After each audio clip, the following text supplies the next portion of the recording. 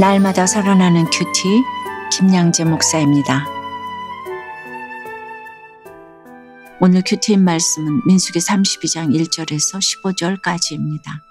하나님 아버지, 여호와를 떠나지 않도록 말씀해 주시옵소서. 듣겠습니다. 여호와를 떠나지 않으려면 첫째 안식이 아닌 사명의 삶을 살아야 합니다. 오늘 1절에 르벤 자손과 갓 자손은 심히 많은 가축대를 가졌더라.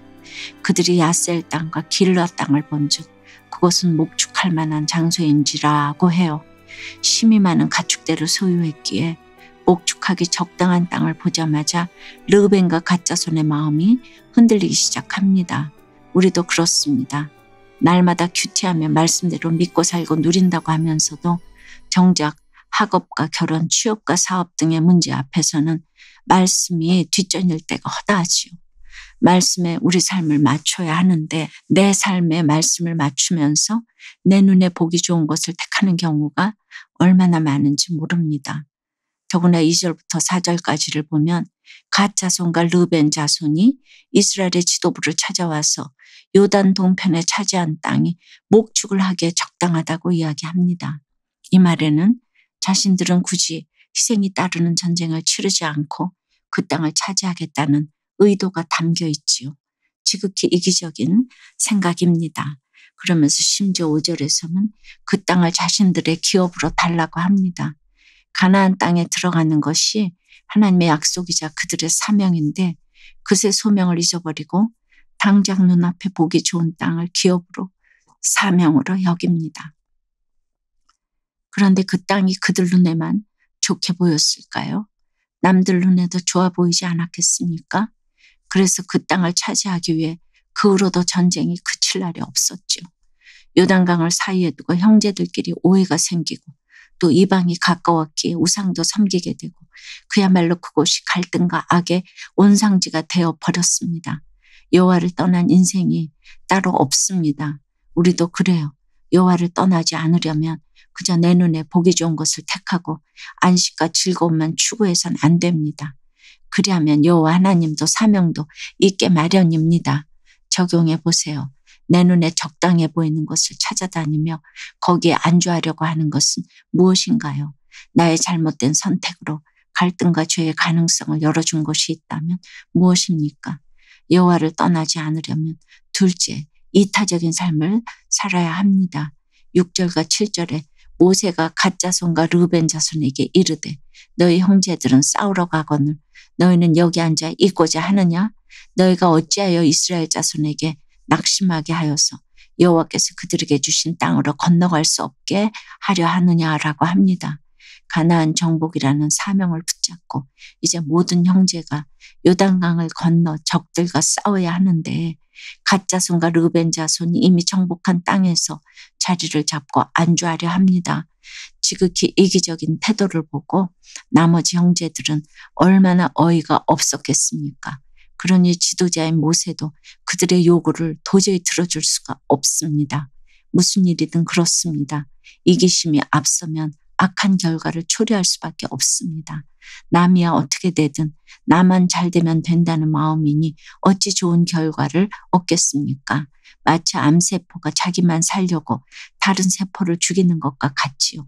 그런데 결국은 어찌 되나요?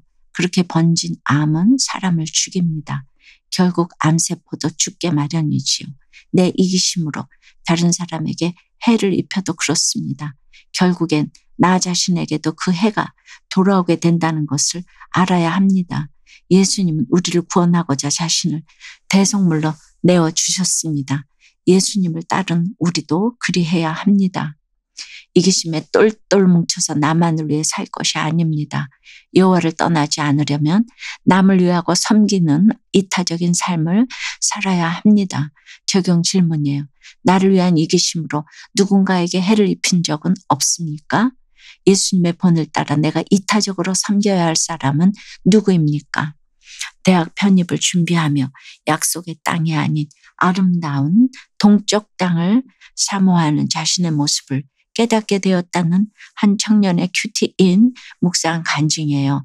제가 어린 시절에 재혼하신 부모님은 가난에서 벗어나고자 지방에서 신도시로 올라와 맞벌이를 하셨어요. 섬세하고 예민했던 저는 착한 딸로 부모님께 인정받고자 힘들어도 혼자 울면서 견뎠어요. 그리고 초등학생과 중학생 때는 친구들에게 왕따를 당하기도 했답니다.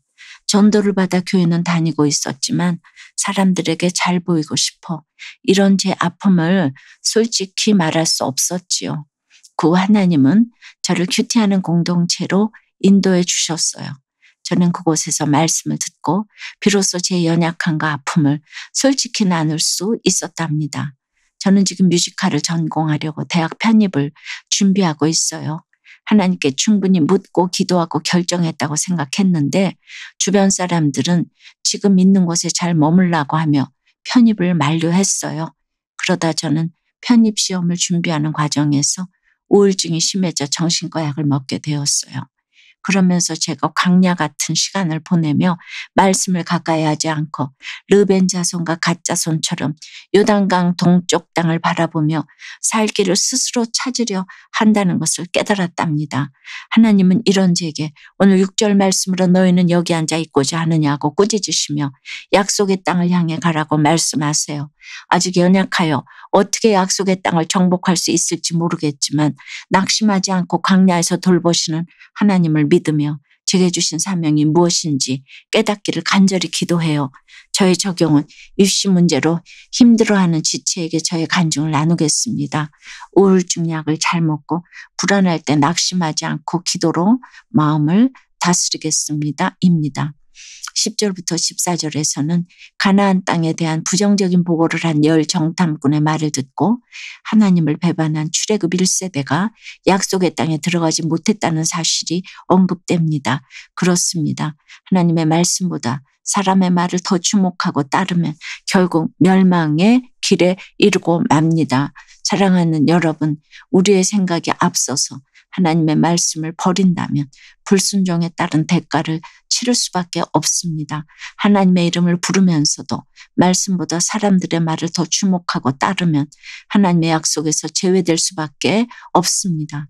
오늘 하루도 돌이켜 여호와를 떠나지 않고 사명을 잘 감당함으로 약속의 땅을 기업으로 받는 저와 여러분이 되길 주님의 이름으로 축원합니다. 기도드립니다. 주님, 하나님이 주시겠다고 그 약속하신 땅보다 내가 보기에 좋은 것 따르다가 얼마나 많은 일을 그르쳤는지요.